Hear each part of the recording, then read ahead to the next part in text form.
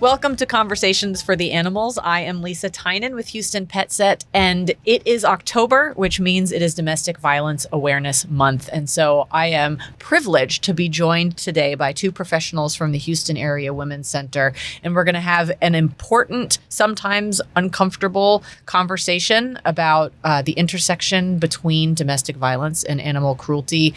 We refer to that as the link, and it's important not just for professionals, but also for pet owners and for animal lovers in general to understand how closely these two things are linked together. So I'm really looking forward to learning a lot from y'all today. First, I just want to start off with some introductions. I had to write this down because you both have very long titles, and I wanted to get it right. So we're joined first by Rita Garza, and you are the Acting Chief of Advancement and Public Strategy, and also joined by Celinda Guerra, who is the Director of Hotline and Crisis Intervention Services. So you are both subject matter experts. So I'm here to sit back and learn from you, and I'm really, really thrilled to have you both here. So I want to start a little bit first with just some introductions about you, what you do in your roles, and then I would love to hear and have our listeners hear about Houston Area Women's Center. Wonderful. Well, my title is long, but essentially it means everything: fundraising, development, marketing, communications, external strategic partners, all the great things just that link the community with the Houston Area Women's Center. Hi, Lisa. Thank you so much for having us today. Sure. Thank you for the opportunity to talk about these important topics. I've been with the organization for about 22 years and have had the privilege and honor to be able to oversee our hotline and crisis intervention services, one of the most important pieces of the organization because we are the gateway. We are sort of like, I like to call it the emergency room of the organization. So through our program, we have the opportunity to offer programs that are available 24 hours a day, 7 days a week, 365. Our programs never shut down, and they include our 24-hour crisis hotlines, our chat services, and then also hospital accompaniment. Wow. So I have known, I've lived in Houston, when did I move here? 2013. Okay, so over a decade. And I have known pretty much about Houston Area Women's Center since I got here because you are so present in the city, and your services are, like you said, they're available forever. And you are, even during COVID, you didn't shut down. During storms, disasters, you don't shut down because people always need help. So let's kick this off by talking about the fact that we are in Domestic Violence Awareness Month. Help make us a little more aware of domestic violence, what that includes, what do you do at Houston Area Women's Center? What services are people looking for? That's a great question and a great opening question because domestic violence and just talking openly about it is such an important first step. But I will let Celinda speak to our array of services and then I'll chime in. Yeah, so unfortunately, we are, in the work to do something very difficult because unfortunately our community is suffering from, domestic violence. And we've been hearing this for a long time. And, fortunate enough in the past few years, I think more and more attention, has been brought to our community because it's something that just doesn't affect those that are living through it, but it affects, the children, it affects family, it affects friends, it affects all of us as a community. So in this case, for the Houston Area Women's Center to have the trust, of our city to be able to provide these life-saving services is certainly a great responsibility that we have. We want to ensure, that those in our community that are unfortunately experiencing domestic violence, whether it's physical, emotional, verbal, psychological, we know it's financial, we know it's sexual. I mean, so many aspects to this, and important to point out because sometimes people think about domestic violence just about the physical aspect, but it's so much more. And through our programs, we have the opportunity to educate those that might be experiencing these types of relationships so that they know that it's not okay and that they don't deserve this and that, help is available. So we have it available through a variety of programs, through our crisis response, as I mentioned before, our hotlines, our chat services, our hospital accompaniment. For more long-term assistance, we have counseling programs, both in individual and in group settings as well. We know that emotional support is a very important part of the healing process for survivors, and we want to ensure that they have that available. Not uncommon also when this happens that there's a lot of legal questions that come up. Sure. So through our legal advocacy programs, we're able to, clarify those doubts. What laws protect me? Is this really a crime? If it's something to do with immigration, addressing, what are the laws that also protect those that might not have, that protection, here in our country. And then, of course, making sure that we're also thinking long term. We have a wonderful, emergency shelter that if at any given point someone no longer feels safe where they are, they can call our 24-hour hotline and, we can help coordinate, shelter placement. And then looking ahead, because we also know that a quick fix is not going to be enough. So we also have more long-term transitional housing programs that are available as well. And then we want to make sure that survivors continue to be successful in their journey. So with that said, we also have economic empowerment programs because we know it's important to think ahead and prepare them to be self-sufficient and be, successful in their journey. So along with that, there's so many other needs that survivors have. And we are lucky enough to have a lot of partnerships across the city because we can't do this work alone. Of course. And I know we're going to talk a lot more about other things too today that are very important, especially for the pets, our little ones, and looking forward to just, continued partnerships because, again, we can't do this work alone. Yeah, that is a huge tenet of Houston Pet Set is, that there are so many things that every individual group can do on their own. But when it comes to a city of our size, like you said, we need to rely on each other and we need to fill gaps where, we know we can help with this and you can help with that. And if we all come together, then we have that safety net there in place. So what an incredible array of services that you are offering. That was pretty inclusive there. Did you That's want to very hop in with inclusive. That? Yeah. I think a thing I want to always emphasize, and Celinda did a great job of giving the list, but what happens a lot in mainstream media and also a lot in entertainment is the focus is on the physical violence. Yes. And so a lot of people, men and women, can check out of that because they can minimize their abuse by saying, well, at least they don't hit me. So I really want to talk about just how significant and profound financial abuse. That's in 99% of the cases is financial abuse. And then Celinda talked about that economic empowerment. That's an area that's really going to grow for us over time. And certainly when we move into the new flagship campus, which we'll talk about later, which will triple capacity for shelter, but also be able to increase the economic empowerment services, because if an individual cannot sustain their own independence, they will go back to the abuser. And so emphasizing just how prevalent financial abuse is and emotional and mental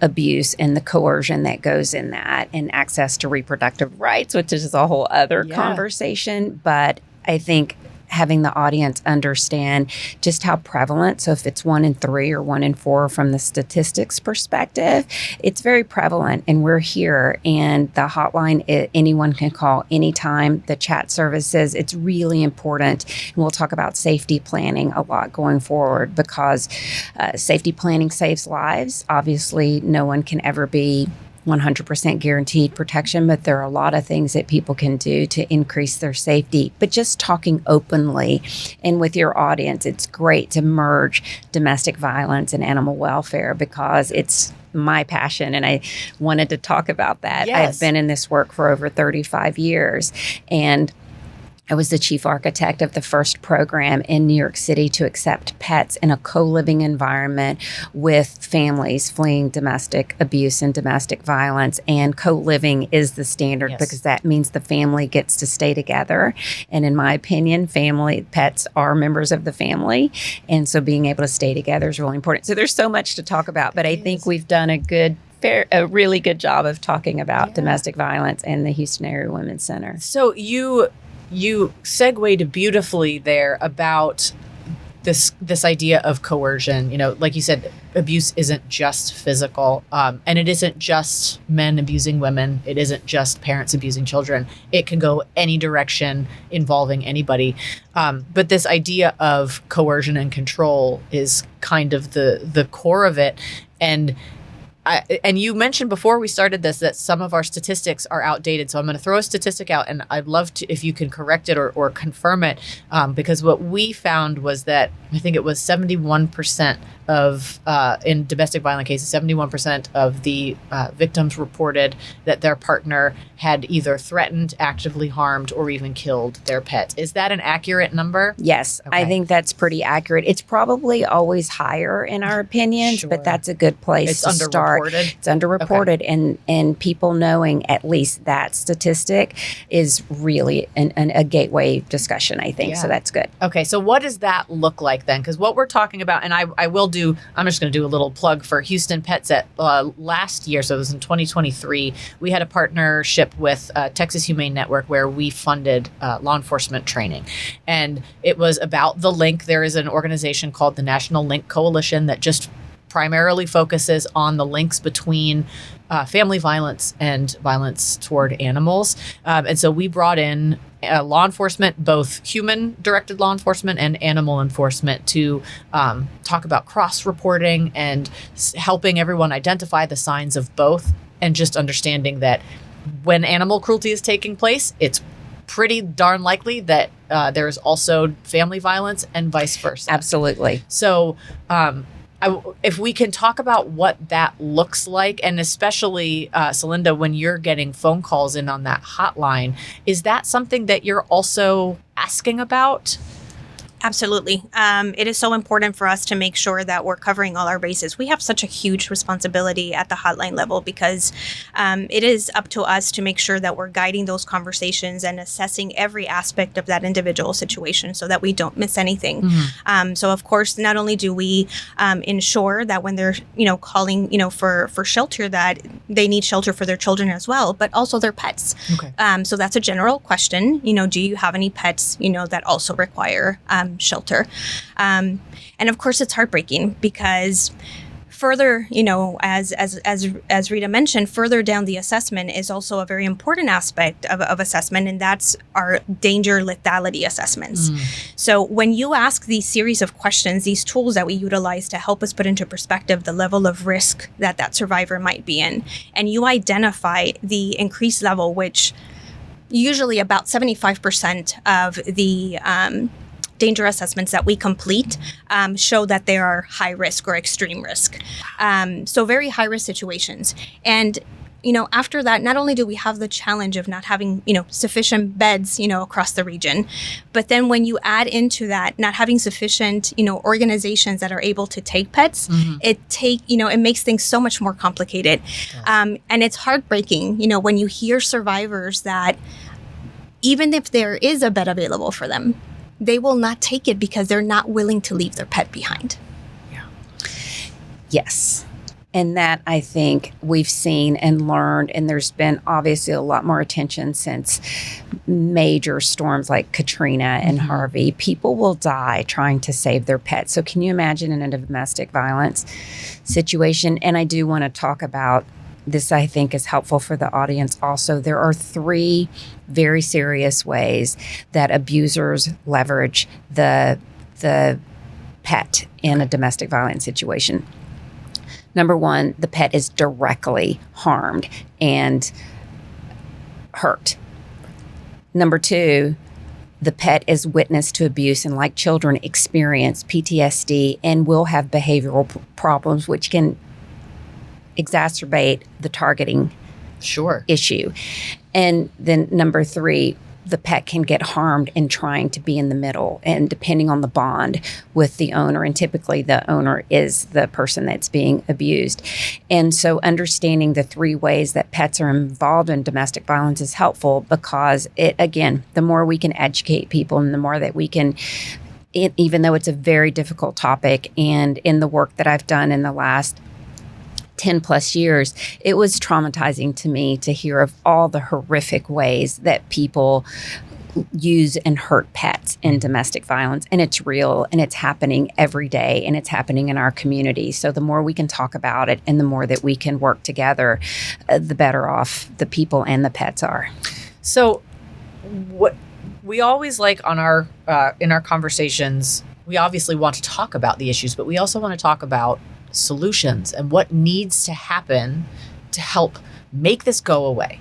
I'm sure if we could all just snap our fingers, that would be really nice, but obviously that's not the case. And you mentioned, Celinda, the fact that there aren't enough places that accept animals. I will say, shout out to my former employer, Houston SPCA does have their Pet Safe program. Houston PetSet used to have our Pet Protect program, but funding is hard to come by for all of us, and it was really difficult to sustain. But obviously that is one thing. That's one thing, is organizations that can house animals for survivors who are fleeing until they're able to find safe housing for them. What are some other solutions to help keep, like you said, these families together? And that does include the four-legged or winged. Yes. And so definitely in our horizon, in our future at the Houston Area Women's Center, we will introduce a co-living program. Amazing. We've been talking about it, the expansion into tripling capacity for residents, services, full services. We can house pets. It's something that we all care very deeply about, and it's on the horizon. So stay tuned. This is going to be a very exciting opportunity in Houston.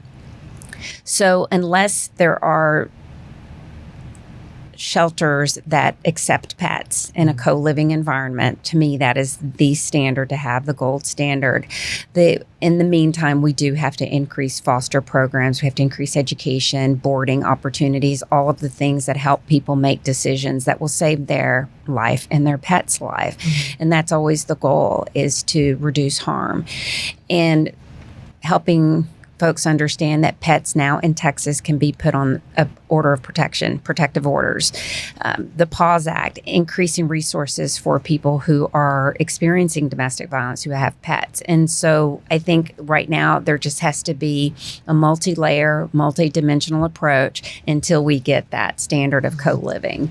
But there will never be enough resources, and that's going to be the challenge. There will never be enough resources. So as much as we can increase 10, 12 different avenues, the better off everyone is. And the more we talk about it and be open about it.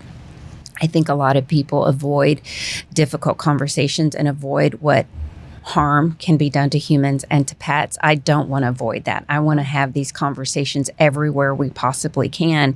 And maybe there's a solution we haven't thought of yet. But on our horizon, we aim to have a co-living situation. There are you sparked two different conversations that I want to go down. So we're going to have to remember together here so that I don't get us completely lost. But the first thing you mentioned was talking about more foster programs, more boarding programs. And one issue that I know that we've run into both of the programs that I have worked with is safety. Because just because the pet is out of the home doesn't mean that it's safe there, and doesn't mean that the owner is safe. And so, it's a little bit, it's a big ask to ask somebody to open their home to, or their organization to, a pet that someone might be actively trying to steal or kill. So what are some ways to keep owners and pets safe once they're out of the home? It doesn't end there, right? So how do you, especially with the co-living programs, how do you keep everybody safe once they've come into your care? Well, in the shelter environment, there's so many layers of safety and security and all of the things that go with that. But back to Celinda's point, which is such an important one, I want her to talk more about that, is that lethality assessment. Very few of the cases that have that lethality, then if they have a pet, we know they have a lethality score too. And I think that's something that we will design in consideration of that, because it does make foster and boarding more challenging. And that, for me, is always around training and education and all of the protocols that go with that. But the lethality assessment is what's really, really important.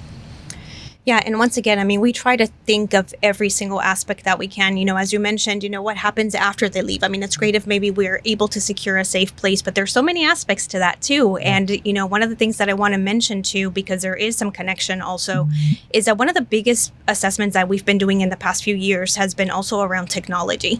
Okay. And when we're talking about pets, it's so important to keep that into perspective, because we hear a lot about these air tags that are being placed on pets. Yeah. We hear, of course, and they're positive things, right? They're things that should be, helpful. But unfortunately, when misused or used in the opposite, way, it could certainly be harmful when we talk about domestic violence. So air tags on pets, ways to locate, survivors, with the chipping of the pets also, which is a great way to make sure we find our little ones.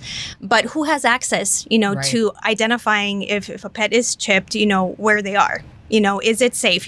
Advocating to ensure that maybe that individual doesn't have access. So those are very important aspects, also, to make sure that we keep in mind.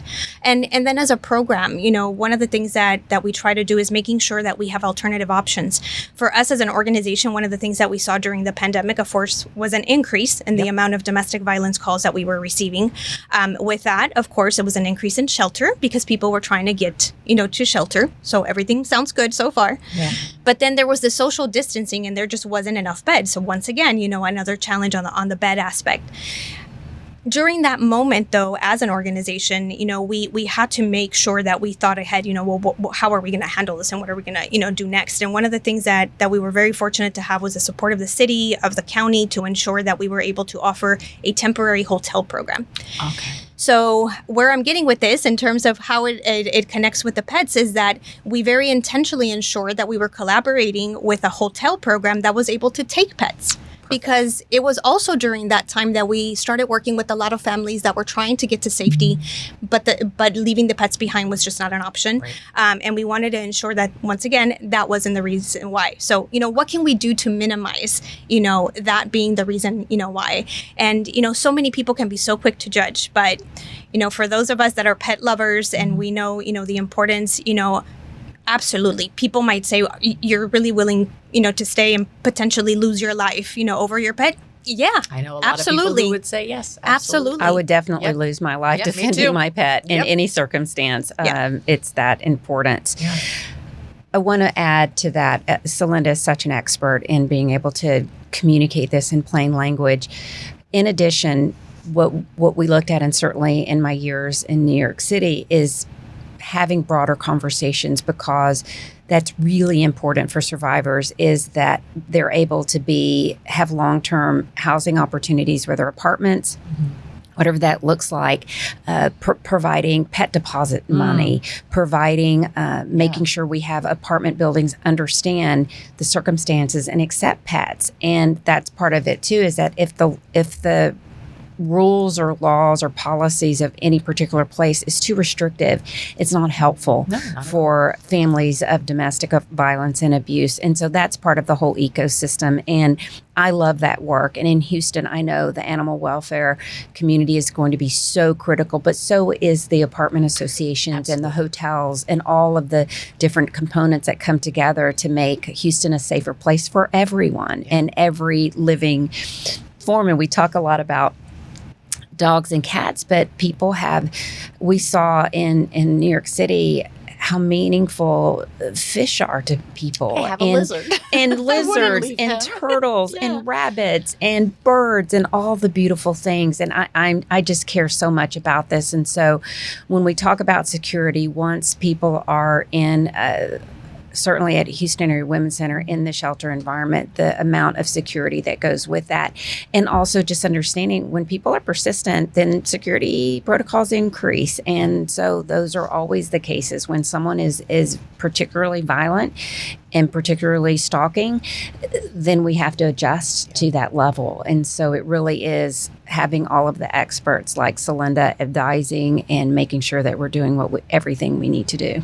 Now, you also mentioned in your previous answer, and this again is a great segue, protective orders. So for someone who may not know what that means, what is a protective order and what is the benefit of having pets included? And I will say, again, with the statistics we had that may be updated, but I think it's only 40 of the states and U.S. territories currently include pets in protective orders. Is that correct? That is correct. Okay. And I do want to give a plug to the National Link Coalition because you mentioned them. That's a wonderful, incredible organization we partnered heavily with in New York, and I will do the same. And you have contacts there also. Just incredible resource and experts in that area. And they have been so critical to that movement because it used to be, 18, 20 states, 25 states. And so this bump up to 40 has been really, really important. And thank goodness Texas is part of that I was group. surprised. I was pleasantly surprised when I found that out. A lot of great work from the animal welfare community. And that's why the partnership of the two communities, the domestic and sexual violence and the animal welfare community, we can move mountains together. And I love it when I see that work. But Celinda is an expert on protective orders. Yeah, so we know protective orders are such an essential piece of safety plans. One of the biggest ones, as part of the safety plans that we create with survivors. So the fact that we are lucky enough, that, here in our state, we are able to include them, in protective orders is so important and just so critical and, definitely, very helpful to ensure, again, it's about the protection, right? So the protection about the survivor, the protection of the children, the protection, also of the pets. So we are so excited that that's, just an additional resource, an option that we have in order to be able to, to offer safety. And what is a protective order? And I will say this, and I should have said at the beginning, if any of our listeners or viewers are hearing this and some of this is ringing true in their own personal life, I want to make sure that we offer resources for them as well. So if someone is seeking assistance, what does a protective order do and how do you get one? So with protective orders, one of the things that it'll do is it'll prevent that perpetrator from coming, close to that survivor. Okay. So anyone who's included in that order, there are specifications of how that individual cannot come near that person. And in the event that they violate that order, then there will be an arrest made. Okay. So it really protects that survivor in that way. And there's a difference between protective orders and restraining orders. I was going to ask. Okay. So unfortunately with restraining orders, while they, provide some protection, a lot of times, unfortunately, they can only ask the individual that they must, basically go away. Okay. But with the protective order, there's more consequences. So in the event that protective order is violated, then it can lead, to an arrest. And certainly we know that adds to, to those protections.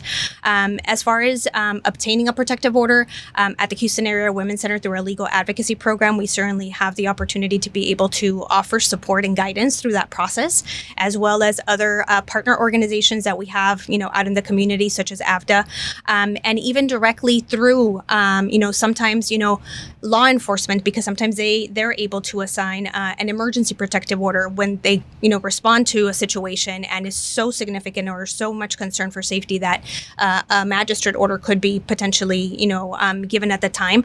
But then that's also temporary. So a protective order for a more long-term period is always, important. So it's important that they can also, contact their district attorney's office as well.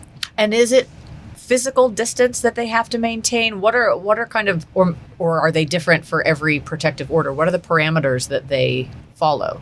It's physical distance. It is. Okay. Yeah, absolutely. So that, will protect, someone not only in their home or in their job, but if they're out at the grocery store, shopping and that individual is there, they have to, leave. They can't not come close to, within a certain proximity. Okay. So being able to include pets, and it's the same, they cannot be threatened, removed, harmed, any of those things. And so I really love this opportunity to talk about protective orders because it is an area of education for the general community because they don't realize that. It's relatively new. Okay. For Texas, I think it's only been since 2010 or 13, maybe. Okay. And so, and it takes time for everyone to know in the ecosystem where it's law enforcement or friends or family, but getting pets on the protective order is a really great, important step to safety. And I think it's a great time right now just to mention any of the audience, you're right, this will ring true because if the stats are even remotely close to correct, 1 in 3, 1 in 4, we do want people to know you can go to hawk.org and find all types of safety planning information, especially on the technology. We're beefing that up because it's the time. Yeah. The innovation in technology creates such a blessing, right? But also a curse. And then our hotline number.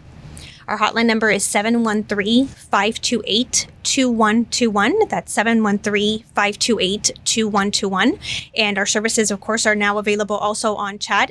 So also available on our website at www.hawk, that's HAWC.org. And I'm going to make sure to put that in the description Wonderful. everywhere so that people can click on it and so that they are links. And just always confidential, free, 24/7. Amazing.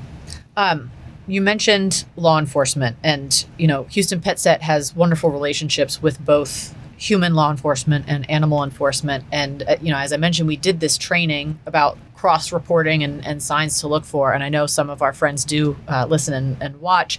What are, if I am, or even if I'm as a mandated reporter, what are some of the things that I am looking for if I have suspicions that there might be either animal or domestic cruelty occurring, or both, as we know is pretty likely? What am I looking for? Well, first of all, I think that any type of suspicion that comes to mind, we should always report. Okay. So while, there's certainly, some evidence, and a lot of times that comes out in physical, if you see certain injuries in animals, of course, any type of malnutrition, also anything that doesn't seem like, normal behavior, in an animal as well, like very afraid of, others, or the moment that they see someone, very afraid, all of those, can certainly be signs. It's the same true for survivors, Okay. right? We also, see that, that power and control that a perpetrator has over them. So you can clearly see that maybe they're very isolated, don't make a lot of eye contact or connection, or once again, the physical, injuries that might be, visible. And for us in the hotline, a lot of times it's not uncommon to have callers who don't know if they really are. Is this normal? Is this part of a relationship, or is there something, wrong? Or sometimes in assessing their own situation, when they mention that, their pet or animal was hurt during that time, being able to educate them that that's not normal and that's not okay and that's against the law. Wonderful. Okay. Now, when it's important to me, first of all, I could talk to you guys forever, but it's Same. important. It's important for me to give you time to talk about this new flagship, because we know that, like you said, there are never going to be enough resources. But as long as we're moving in the direction, adding them, not taking them away, then I think we're going in the right direction. So talk a little bit about what your new flagship campus is going to offer, and are people able to support you in this process as you grow? Oh, I love the support question. Always, please financially support us. It takes an entire community. And I will tell you, we were talking earlier, for example, in New York City, Houston is half the size, but New York City has 10 times the number of beds. So we have a lot of catching up to do. And I think Texas as a whole, we can do better. Mm-hmm. And I'm glad you are part of the legislation work too. We can do better in providing funding and understanding the continuum of services that are necessary for domestic violence victims, and also pets. Pets are members of the family. That goes without saying. But having a 5.5 acre campus, and this is going to be very important for Houston too, because it is a disclosed address. Okay. And having a disclosed address is the modern way to approach it, because we are reducing the shame, reducing the secrecy, reducing all of the negative aspects that people have historically experienced. And we're talking in a much more innovative, modern way with a disclosed address, tripling capacity on the residential side, but also increasing non-residential. So Celinda talked about counseling and the economic empowerment. And so you don't have to be a resident in the shelter to be able to access all of these additional services. So just that alone, increasing teen services and talking much more and providing services around interpersonal violence. So, I was just in a university setting earlier this morning in a meeting and talking about the increase from age 18 to 24. But then you also look at the increase of pet ownership from 20 to 30. These are the, I think the children replacements. Pets are just becoming so much more prevalent. And not just Childless cat lady over there you go. There you go. Yeah. And not just one, but two. Families now have multiple pets. And so all of the things that we're looking at and all of the opportunity that we have, and again, can't wait to get you out there. And also, we will have public tours of the flagship campus. But just those key things, then I want Celinda to talk deeper about the services, being in a disclosed location, having residential and non-residential, and then being all in one place, one safe place on a 5.5-acre campus where we have the opportunity to do much more around pets is very exciting. I mean, It's huge. well, pun, I'm like a dog with a bone. I'm a dog with a bone when it comes to pet safety and the intersection with domestic violence. Yeah. No, absolutely. We're so excited about this new campus. I mean, it is just, going to be such a huge impact in our community. I mean, we get to see it every day at the Hotline level when we have to, unfortunately, turn people away because there's just not enough beds. Collectively across the region right now, I think we only have 700 beds approximately. So the fact Across that we're the whole region, not across just the city. region. Oof. Okay. Yeah. Yeah. That's So not enough. just the fact that we are going to be able to triple our capacity is just good news, not just for us, but I know for all of our partner agencies and just the community in general. So, really, really excited, for, the opening, of our flagship campus and being able to, really be able to offer more and more services, to our community. So we definitely need the support of the public, of our community, to come out and support us. The impact that this will have will be incredible. So many more families will be safe. So many more pets will be safe because we are planning for that. And of course, always looking forward to our continued, collaboration with everyone. So what, survivors can expect at our flagship campus are all the services that I previously mentioned, the counseling, the legal, the economic empowerment. One of the things that I wanted to mention is that we also have a daycare on site. Daycare is a huge challenge. So being able to offer that to our residents, has always been such a huge support. We also are lucky enough to have an HISD school on site. So wow. the children can actually stay there, giving, families more of that sense of security, right? That, oftentimes, can be scary, especially when you're still dealing with custody and that hasn't been established. So knowing that the kids are safe there, is always, also very, very helpful. And everything that we can think of, as an organization, we evolve every day, we learn every day, we try to advocate every day to ensure that everything that a survivor might need in this process, can be offered to them. So we are, constantly, learning more and more and doing as much as we can, but we can't do it alone.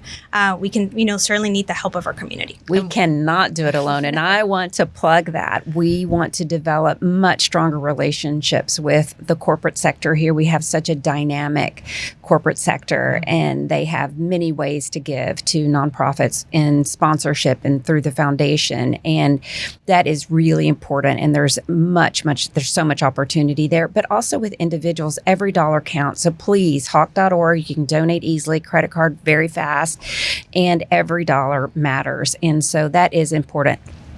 Right now, in the middle of our leadership campaign, we need to raise millions, and we're at about $1.4 million. So please come forward.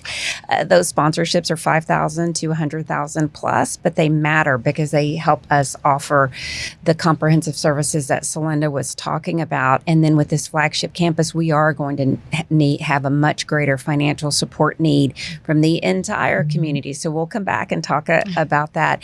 But I wanted to emphasize on this new residential campus, it's an expansion of what already exists, and that's what people don't know. We want to make sure that Houston Area Women's Center Hawk is not the best kept secret. When you look at everything that happens in an emergency housing, from childcare to an HISD school to the counseling services to the actual beds and support, it's also a restaurant. We offer 3 hot meals every day to our residents, and with all the dignity and respect that is deserved. And that's part of when you look at the vast array of services, it's really complicated. And sometimes people get their eyes wide when they're like, and pets too? Yes, we can do anything, and we can do everything, and I've seen it, and I've done it, and I'm so proud of what was done in New York City through the Urban Resource Institute. And please go to their website, urinyc.org, because we published a report in 2021 that was done in partnership with the National Domestic Violence Hotline, interviewing callers as well, and we'll have that opportunity in Houston to do more studies and more surveys. But it is important to know the growing need of pet owners and the intersection of domestic violence and pets. And what's the timeline? When are you hoping to have this new campus? Oh my goodness. Well, the campus, we're moving moving in first quarter of 2025. And like I said, I'm dog with a bone. So I plan on at least launching the public side of it and making sure that it's a lot of work. And so making sure the players of the animal welfare community are present, that's first. We do a lot of listening sessions, making sure we understand the entire Houston landscape. So I'm going to start that work now. Excellent. Lisa, now. And then, the fundraising certainly is a huge component of that. And then hopefully in maybe by the end of next year, we launch or the Amazing. following that. But getting into this new shelter and new campus is going to be just really, really, really national thought leadership work. And so I'm not a patient person, so I won't wait very long. We did this in record time in New York City, and like if we can do it in New York City, we can do it anywhere. Oh, yeah. It was very complicated, but doable. I feel like everything is doable when we work together, and that's important because if listeners are saying, "What? I haven't heard of this." Hey, it's okay. I'm dreaming. I'm sharing my dreams with you, and these are the dreams of the Houston Area Women's Center as well. So we'll get started. We're already started, right? Because we're talking about it, and that's the first step. Amazing. Is there a way for people to get involved with their time? Do you have volunteer opportunities or, donation drives or things that, because one thing about people in animal welfare is they have big hearts and a lot of compassion. And I have a sneaking suspicion that this will ring true. Again, the desire to help animals and people will ring true for a lot of folks. So how can they get involved? Well, I think now donate money. That's always, That's it. and I'm shameless about that. I think, people, we don't ask enough, right? Yeah. We just assume people know and that they'll understand the need. No, people don't know. So I'm asking all of you listening, please go to the website and make a donation that starts. We can't do anything without funding. And then we will absolutely have lots of calls to action, and I'll depend on you, Lisa, to help us get the word out Sure. about that. But it is a full-blown exercise, especially in a city as large as Houston, but making sure that we have policy development legislation, obviously the support of the city, animal welfare community, all the community members who can provide guidance, but certainly we will do supply drives later and all the things because we, as Celinda talked about, we try to anticipate and forecast all needs. And so fully supporting pets is a big deal. And the veterinarian community, I wanted to talk about that for just a second because I forgot when Celinda mentioned that when you're looking for signs, we want to really fully engage with the veterinarian community because they also see repetitive injuries or they may be told something. And we did that work in New York City, really helping veterinarians partner and look for signs. And so a lot of it, the education on that side of it. But it takes an entire village. And we know that a lot of people will be by our side to support this effort because it's really important work. It is. Now, I want to finish. We are in October, and we have a very large election coming up. Now, we are both 501c3s, so I know we don't endorse candidates, but is there a resource for someone if they want to know who should I support, who values this topic? Is there some place, or I guess we just tell people do your own research, but it is important to vote, right? We want to make sure that people have been talking about this and have this at the forefront of their campaigns. Yeah, absolutely. I mean, more than anything, we just encourage people to educate themselves about the candidates and really look at, what topics are important, to them. And the most important piece, once you do your research and you make a decision, go out and vote because every vote matters. We know that this is a very important election, and we certainly want to make sure that everybody has the opportunity to voice their opinion. Absolutely. Yes, and look at the legislation that has already been in place for years. It's the anniversary of VAWA, Violence Against Women Act, Yeah. right? It's a Right. significant anniversary, 30 years. 30 years. And Wow. so when you do your research and look at who's behind that and who's really supported that, those things that are important to you, look and see, and that'll help guide your voting decision because it is important to be educated and it is important to look at who has really supported domestic violence, sexual assault, protection of pets. VAWA is really important, the PAWS Act, all of those things. And so, put your vote where it matters. Yeah. Your vote is their voice, and that counts for animals and for victims and survivors who may not be able to speak up for themselves. I wish that we had like hours and hours to sit and talk about this because there's just so much to get into and to learn about. But for what we have gotten, this has been incredibly educating for me personally as someone who cares about this passionately. And I'm so grateful to have two really well-versed, learned experts on this. And also, I think Houston is lucky to have you and to have Houston Area Women's Center advocating for everybody. So thank you both for taking time out of your incredibly busy schedules to come and join me today. And I, like I said, I'm excited to see this new building and this new expansion of services that you're able to offer. And I'm just grateful for all of the hard work that you are doing every day for our community. So thank you so much for joining me today. Well, thank you so much for having us. Lisa, you're incredible. You have so much experience, and we're going to get you out to the flagship campus and show you and help us build the dream, because there's so much outdoor space and such beautiful, just beautiful space. And so thank you for having us. Absolutely. The same, Lisa. Thank you so much for the opportunity. Such important topics to talk about. So, the fact that you chose us to come and talk about this topic this month, that is so important. We really, really appreciate it. Absolutely. Thank you again. And thank you to everybody for tuning in. This has been Conversations for the Animals, and we will see you next time.